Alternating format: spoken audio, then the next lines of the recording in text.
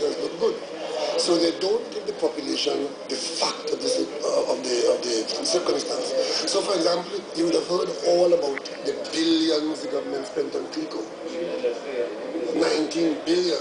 I know the government put a match to 19 billion without a single comment that this bailout had with it another side to the equation, which is the government taking control of billions of dollars in CLICO assets. And without saying that, you make it sound as though the CLICO bailout was a burden that we cannot bear. And that is the kind of thing that damages confidence. But if you tell the whole story, that the government had to intervene to save a financial sector which was 13% of GDP, but in doing so, you've matched the assets and the bailout monies and show the complete picture, then you can establish some confidence in going forward. But they just will not be honest with the arguments. What about this move to deal with the private gaming houses? Because I remember that is part of the national hypocrisy, where we are pretending that we are against casino gambling, when in fact we have a roaring casino gambling industry in this country, which does not have legislation covering it or controls, and it is in fact a big problem because it can be the source of some serious underhand activity. However, the state is taxing it on an ongoing basis.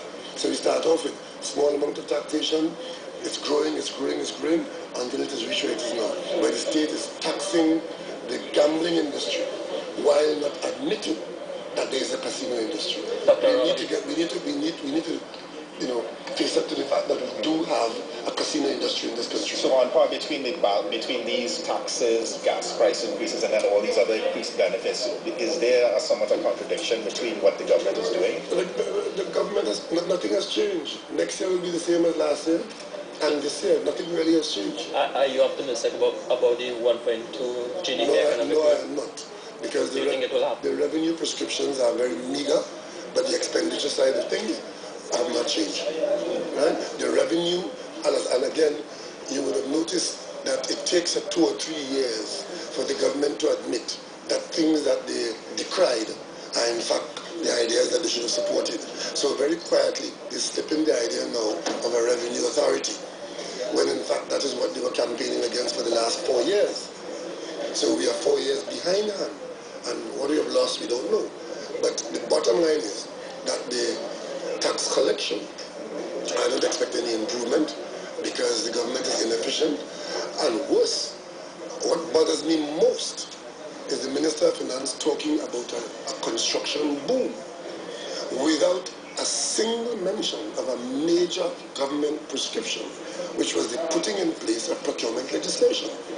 Any construction boom fueled by borrowed money in this deficit budget will simply see an explosion in government corruption in the award of contracts. And that's what's going to happen there, to the extent that there's any construction boom. Then the other interesting thing is that they're talking about full employment.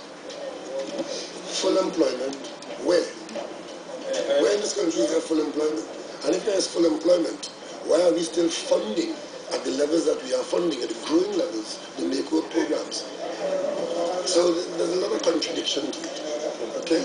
And when you talk about full employment, Parasai mentions that construction is down and the energy sector is down. So where's the full employment coming from? It's a lot of fooling people here and there and fooling people here and there. The bottom line is nothing significant will change in the year ahead.